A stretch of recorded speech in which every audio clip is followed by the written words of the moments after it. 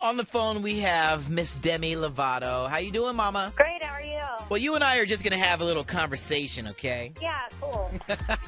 It's about to happen. I want to say an early congratulations on number one. And I want to kind of knock on wood and keep our fingers crossed, but Give Your Heart a Break is an amazing, amazing record. Way to go, girl. Oh my gosh, thank you so much. Yeah, just keep knocking on wood. Dude, and we're going to keep on playing it, obviously. I mean, the Lovatics have been requesting this song for I guess ever since the album first dropped. When you were writing this particular record, did you imagine, did you hope that you would be able to get to this point, or what? Actually, I didn't write on it, but when I heard it, I was like, I really like this song. And I went into the studio recording it. I was just going into the studio to record a bunch of songs, so it wasn't like I knew from the beginning that this was going to be a huge song or anything like that. I just kind of, I don't know, I just recorded it and hoped that it would do well. And here we go. I guess the rest is history type of a thing, huh? Yeah.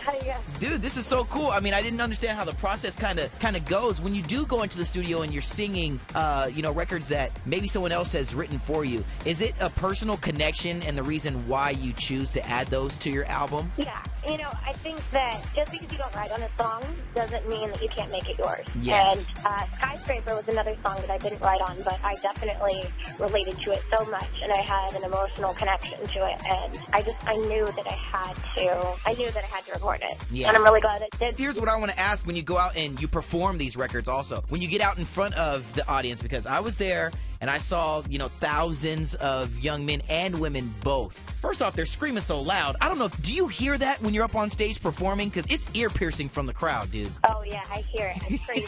I'm going to go down. Yeah, it's insane, right? So I'm thinking, whoa, this is a heavy feeling. When you're up there pouring your soul for everyone, when you have that instant connection with all of your fans watching you hit the stage, is it tough to not get, super emotional and try to focus on the performance and giving everybody an awesome show? When I'm on stage, I just put my heart into whatever song I'm singing, and Okay. I try to make it really relatable for everybody. So, what I focus on the entire time is just the lyrics of the songs and the faces that I see in the audience. So a little bit of both, and, you got it. You're just performing for your fans. And Spoken like a girl who's done it a couple of times before. Yeah, just a few times. Just a few times. I want to kind of segue into what's coming up soon, the X Factor. We cannot wait to finally see you on television mentoring, I guess you're going to be mentoring the solo singers that are like between the ages, 12 to 16 or something like that? I will be mentoring a group. Okay. And I'm not confirming or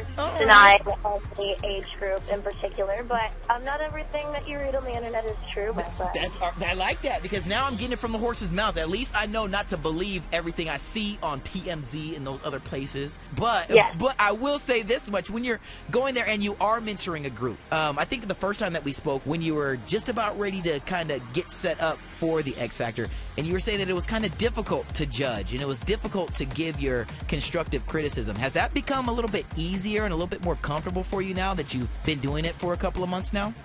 Yeah, I think it's gotten a little easier. Also, the people that are in this competition, they're getting used to the criticism. So when I first gave them criticism, I think it was really hard for them to take. But it's just like anything, you kind of get used to it. You start to understand more that we're only trying to help them and not trying to point out their flaws or anything. Now, have you seen anybody in the audition process now who you're like, oh my goodness, this is someone who right here is probably going to win the competition? Has anyone's performance hit you like that yet? Every single person that's in my group. Oh, man. That makes your job super tough, yo. I know.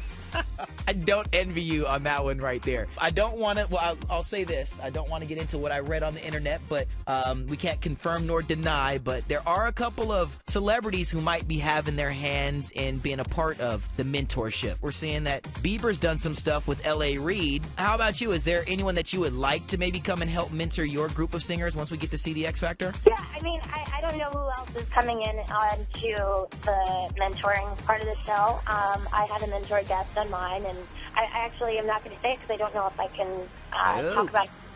But my mentor was amazing. We had such a great time together, and that person really knows what they're talking about. They have a lot of experience in the industry. Right on. Last thing before we let you get up out of here, I want to go this way with the MTV VMAs happening in just a few days. Now, you get the chance to perform during the MTV VMA pre-show. When you go to the award show, do you like to have your say in who you sit next to in the audience when you're watching everything happen? I mean, I wish I had say in it.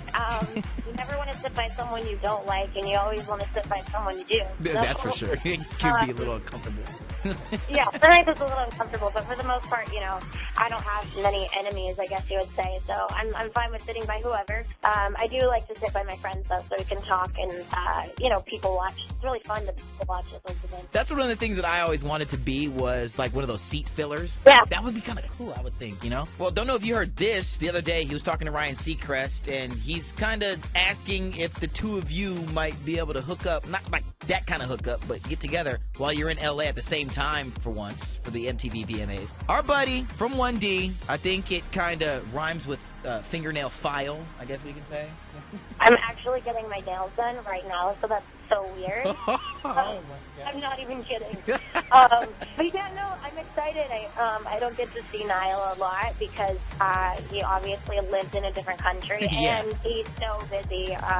But he's one of my friends, and we laugh when we talk, and so I think it'll be nice to go to an award show and see somebody that you know there. Yes. It's still kind of intimidating to go to these award shows where people who are super duper famous, like Rihanna and Lady Gaga and all these people, and you kind of walk in, you're like, I feel so like the new kid at school, Yeah. It's nice to have somebody that's also like your age and new at it too. And have you ever sat back and maybe thought that there are a bunch of people who are coming up in the industry now who think of you as one of those super duper uber famous people? Like, you're kind of a big deal, girlfriend. Don't sell yourself short.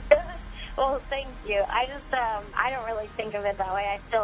I don't think I'll ever get used to it. Yeah. With the industry and all this crazy stuff. So. And you know what? I think that, and we've said this before, that's a reason why some of your fans, so many just love you for who you are, because, you're not all over-consumed with it all. You don't go into these award shows, diva-esque and those kind of things. I mean, you've always just been you, and that's a really attractive quality, both in your music and just who you are as a person. So keep it up, mama. Well, thank you so much. Yeah, I mean it. Seriously, I really do. So before we get up out of here, I just want to remind everyone to continue to request Give Your Heart a Break. We need to get this thing to #1, and it's like right there. It's like spitting on #1. So yes, please. And please also vote for the VMAs. I'm nominated for Best Video with a Message. I'm just going to go on the record right now and rip open the envelope real quick, and let me see the...